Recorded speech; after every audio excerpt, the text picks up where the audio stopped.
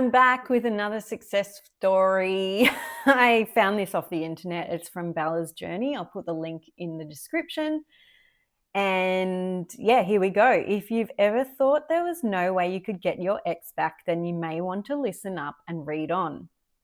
If you've been following my stories, you'll know I manifested my ex back after 1.5 years of no contact and us both dating different people. Wow. Did I think it was possible? Not even a little bit. But it did happen. And after investing in multiple courses on how to manifest your SP back, SP stands for specific person, I'm a full-on believer that it's possible no matter what the circumstances. In case you're still skeptical, here were our circumstances. Most manifestation coaches will be super adamant about not repeating your circumstances out loud so that you don't manifest that. But my belief is it only manifests if you believe it will. Actually, I believe that too. I think, just a side note, I think it's important not to dwell on your circumstances and go over and over and over and over. That's why I've done videos on stop talking to your friends about your problems. I've done this before. It's very it's very easy to vent to the people in your life. It's totally normal.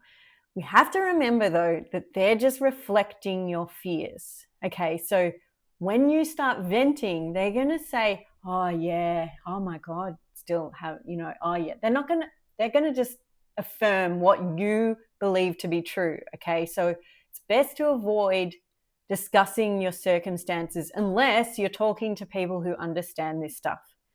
And that's quite rare, unfortunately. But you can talk to me. Anyway, so yeah, I would advise against sharing your circumstances and rehashing them, commenting them all the time, thinking about them over and over, because that's just affirming. But I don't think it matters if you have to at least share. You can't just sit there and say, oh, I don't have any circumstances. I don't understand that. If you're going to talk to someone about trying to get your ex back or manifesting, you need to say where you're at right now. Okay, that's important. So anyway, that's just my opinion. All right, so we dated for 1.25 years without any labels, and he was a complete commitment phobe. He rarely gifted me anything. He didn't want to introduce me to his family. Our relationship was honestly mostly physical. I was the one paying for food and gifts, essentially all of our dates. Wow. He primarily called me after midnight and would message me throughout the day. He wasn't sure if he'd ever want to get married or have kids. Wow. This is crazy. He rarely expressed his care or appreciation for me. He had no interest in meeting my friends or family. He told me he'd never post me on social media. After we stopped dating, 1 month later, he posted a new girl who he called the love of his life, with whom he was together for close to a year. We stopped dating due to my parents not approving of us and him not being willing to commit to me, resulting in huge drama, and he hates drama. He had blocked me on everything, Facebook and Instagram. As you can see, it didn't exactly look rosy, so what had changed? Okay, this is why I talk about self-concept all the time. I would not even like someone that was like this. So I'm happy to talk about this success story because it's pretty full on. But you need to level up your self-concept because you would never, ever accept this kind of behavior from anyone if your self-concept was right. And in fact, I would say you would probably meet the same person and he would be bending over backwards. When I leveled up my self-concept, I could say anything to potential people, and I did. And you could see they were like puppies. They wanted to do anything I said. I said, I want a relationship. I'm up for something serious. I don't want to sleep with you straight away. Like, and they were like, yeah, no, me too. I want a serious relationship. And I was shocked because I hadn't had that in my life before. I was always I used to be scared to say that. Oh, yeah, I'm cool. I don't want a real relationship. I'm, whatever. And that's what reflected back. But as soon as I had the courage and the self-concept to say, no, this is what I want, and if you don't want it, that's fine. They were like, what am I? Putty in my hand or something? Anyway, I'm just saying, I just want to put that in. So, what changed? When he came back 1.5 years later, this is how he showed up. He introduced me to his brother and invited me to a cookout with his cousins. He asked to put a label on the relationship 3 months in. Tick, normal. We went on actual dates and it wasn't focused on the physical aspect. Tick. He gifted me a ton of things and paid for almost everything.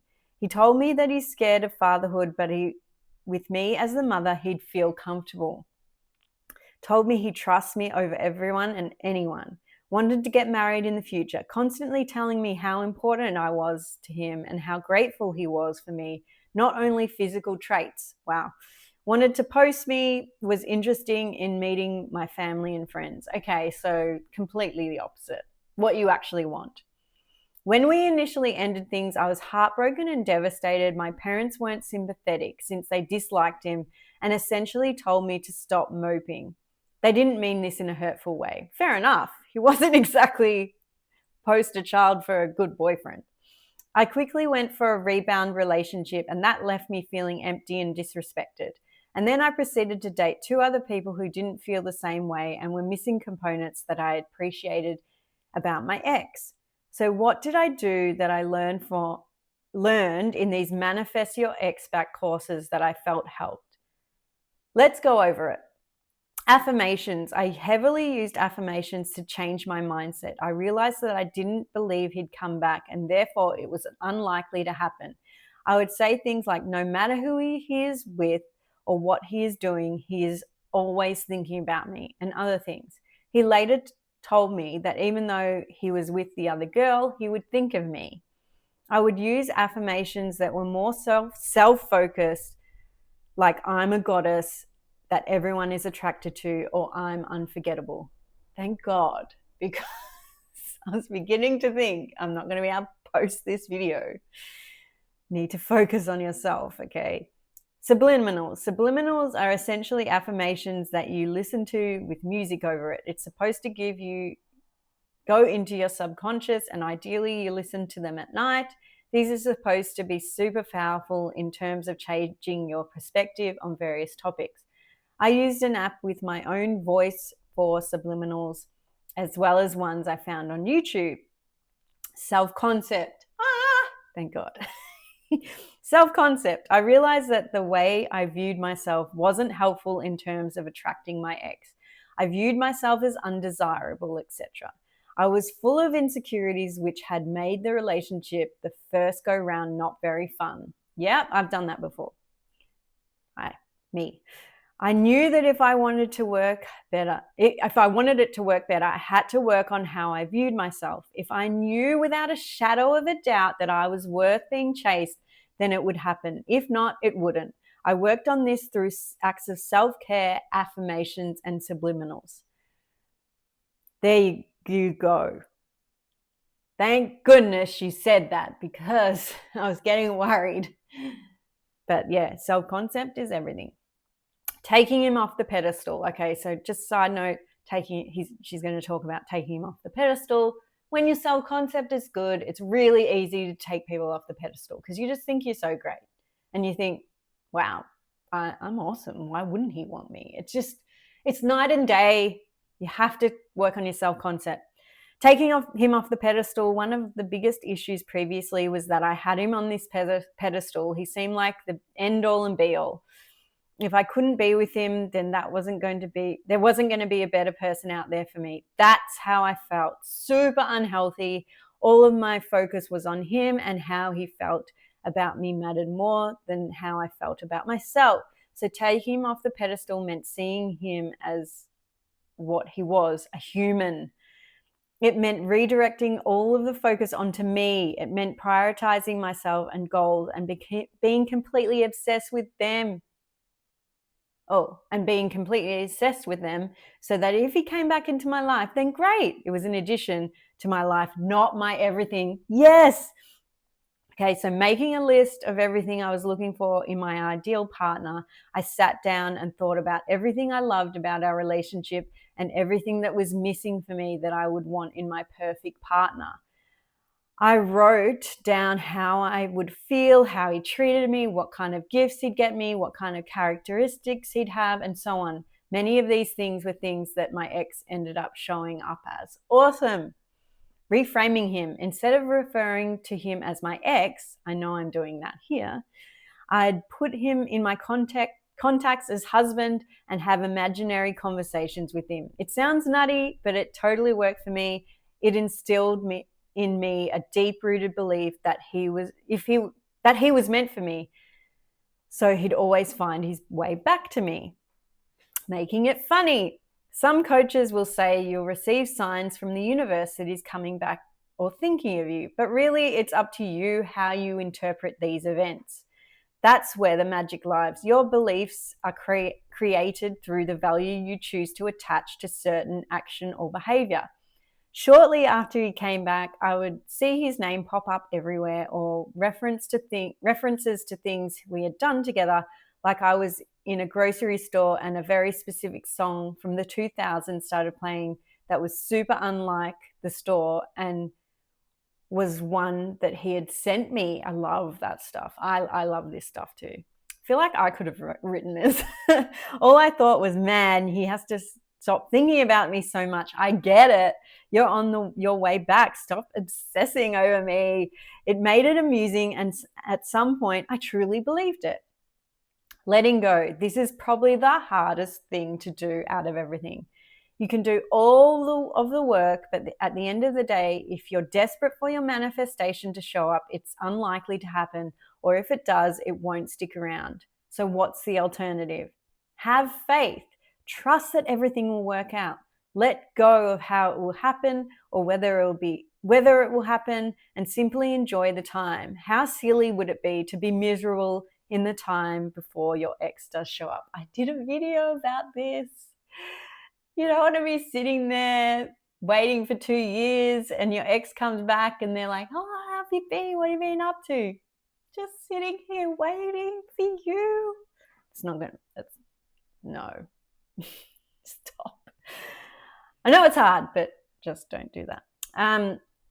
Okay, so this worked for me in so many ways. Yes, my ex came back, but even better, I made a massive improvements in myself. I made more money, felt more confident, took better care of myself, and so much more. Now, I'm sure some of you are wondering, so what did end up happening with that ex? If you haven't read my previous article or story, then here's the update. We dated for 3.5 months that were blissful and perfect, after which he asked me to be his girlfriend. He was ready to meet my family.